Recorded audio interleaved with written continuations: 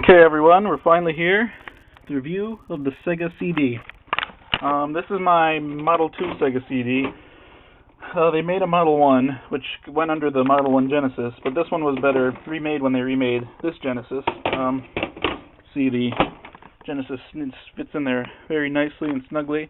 Came out in 1992 for $300, and it was an okay success. Sega made it to compete with the TurboGrafx CD add-on, which was the first CD add-on. But the TurboGrafx didn't do that well, so it didn't really matter anyway. So eventually it was in competition with the Super Nintendo, but still nobody really cared. The Sega CD was made to use CDs, obviously, instead of cartridges, because cartridges can only hold about 4 megs, while CDs can hold about 650 megs, which gives better sound, better music, better graphics, and full motion video. People wanted this because they thought it was going to increase the colors, because the Genesis could only show 64 colors at one time, while the Super Nintendo could show 256. And the buyers wanted at least that much, but it didn't do that, and all the videos and crap were shown in 64 colors, and it sucked. But it did add some special features that the Genesis couldn't do. It could do rudimentary 2D scaling and basic 3D graphics, which was kind of cool. Sega CD was primarily known for its RPGs, but I don't like RPGs, so I don't have any RPGs. Technically, I don't have any games at all, because I only have backups of games that I once owned, but were broken in a fire and or a flood. Yeah, the Sega CD plays backups. There isn't any copy protection whatsoever, so that's good if you want to be illegal and bad and want to burn your own discs. But yeah, so the games I'm going to play for you are Sonic CD, Snatcher, Mad Dog McCree, Sylpheed, an unnamed disc, which you will see soon, and finally the worst of the worst, Night Trap 32X. See how it says 32X? If you added, they actually made Sega CD/32X games. It used the 32X for more colors and graphics, but there was only like a few games, and they were crappy full motion video games. But anyway, I'm gonna play them from best to worst, and yeah, let's go. Okay, the first thing you'll notice is that it is pitch black down here. That is because, thanks to a suggestion from one Derek McNally, I will now record all my videos in the dark because there will be no glare. Alright, so first, I'm going to show you what happens when you turn on your Sega Genesis with the Sega CD attached with no game in. You get this nifty screen. It says checking disc. It's waiting for me to put a disc in. It can also, if there's no disc in there, hold on. I am waiting. It's also a CD player, which was also, around this time, CD players cost $200 easily, so the $300 you paid got your money's worth. Alright, so when we pop in Sonic CD, this one, and restart. First, it's going to load from the disk, hit the start button.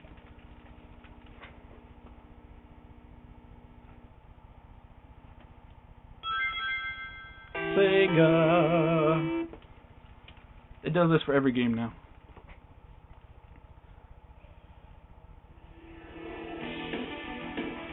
Holy crap. Oh my god, listen to that. Oh my god, look at that. Listen to that music. Listen to that music. To the night.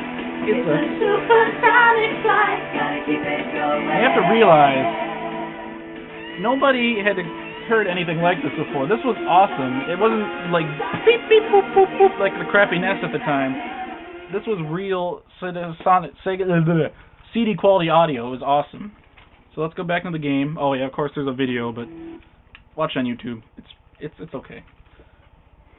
So the game itself,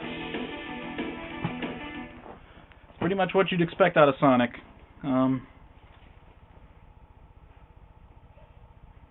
Oh yeah, there's load times now. Obviously, it isn't instantaneous like a cartridge, but it's pretty much what you expect. It's Sonic, of course. They tried to add some 3D effects like this. So that's no big deal. But this was a really good Sonic game. It pales in comparison to Sonic 3, which came out right after this, but something special about this is you can travel through time, but you have to keep up a certain speed for like 5 seconds. Here we go.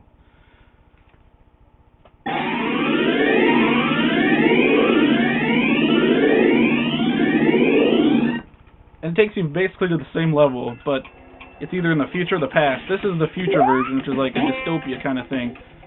It was a really cool idea. I don't really think they could have done this on the regular cartridge version. So yeah, this is Sonic CD.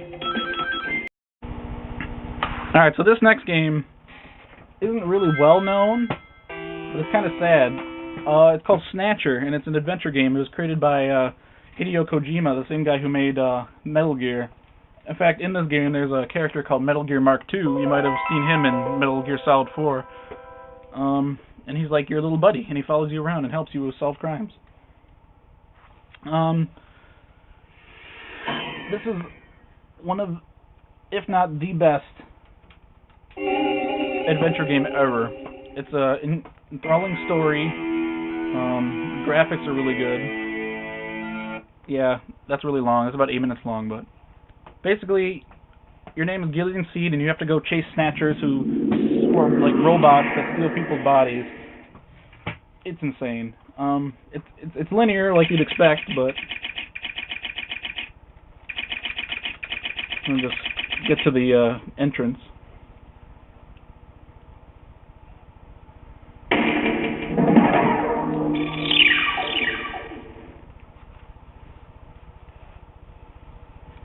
Yeah, this video will probably be longer than my other ones because we have to wait for load times and that kind of stuff.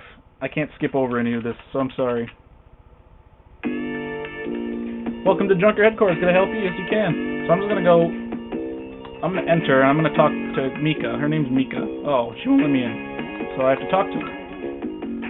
I'm Gillian Seed. I've been assigned to Junker Headquarters effective today. Oh, you're Mr. Seed. Please forgive me. My name is Mika Slayton. I'm the administrative assistant and operator here at Junker Headquarters. Very pleased to meet you. So this is the only port of this game in English. It's a really, really rare game. It fetches about $100 on eBay, but I wish my copy wouldn't have burned in the fire, but it's a good thing I made a backup, wouldn't you say? But you don't really need to be... I think I'm going to do a review alone of this game. I like it, but... Alright, let me move on to the next one.